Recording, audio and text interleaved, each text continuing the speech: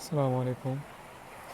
এটা দেখেন, একটা সময় যখন ছোট ছিলাম, এই যে সারি সারি ধরে শুধু চকলেট আর চকলেট দেখা যাচ্ছে, কত বিভিন্ন রকম চকলেট, ওয়েফার, ক্যান্ডি। এই যে বাউন্টি চকলেটটা ছিল, একটা সময় কত চকলেটের জন্য পাগল ছিলাম। বাবা বিদেশ থেকে নিয়ে আসতো, অস্থির থাকতাম কখন খাবো। আর এখন আমার সামনে অসংখ্য অগণিত, মানে কত চকলেটের বাহার, ভুরি ভুরি।